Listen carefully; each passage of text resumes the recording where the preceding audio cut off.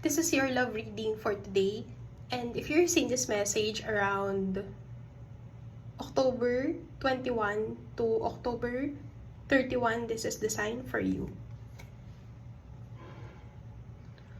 You have a once in a lifetime fairy tale with this person. I just sense here in this energy na maayos kayo before.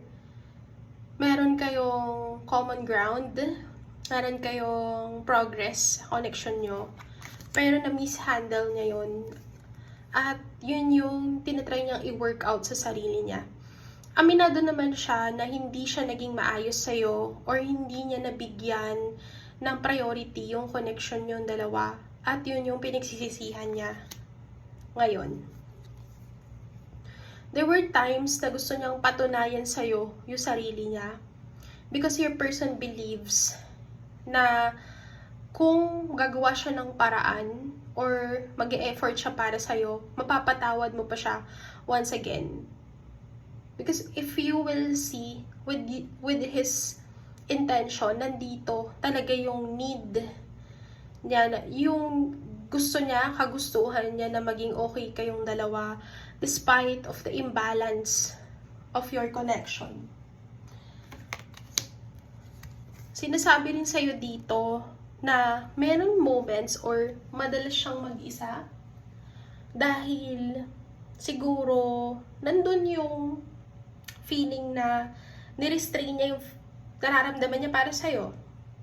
So, nagiging moody siya, yun yung kapalit nun, dahil nga hindi niya ma-express yung feelings niya sa'yo, nagiging moody na lang siya. Dahil hindi niya na-express yung feelings niya sa'yo, siya na lang yung laging galit. At napapansin na yun ng mga tao sa paligid niya kasi laging mainit talaga yung ulo niya. You might think na wala siyang pakialam, pero sa totoo lang, hindi niya kayang bitawan yung connection niyo. Dahil ang hirap para sa kanya na ituloy yung mga plano niya sa buhay, tapos ganito lang yung mangyayari sa inyo, hindi kayo mag-uusap.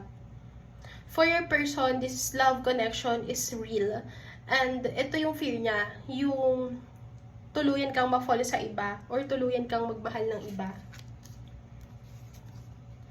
And despite of that, I can see with the hangman na siya yung nagkusa or siya yung nag-decide na ibitin muna yung relasyon ng dalawa or yung closure. So, walang malinaw na breakup sa pagitan nyo at naiintindihan niya yon.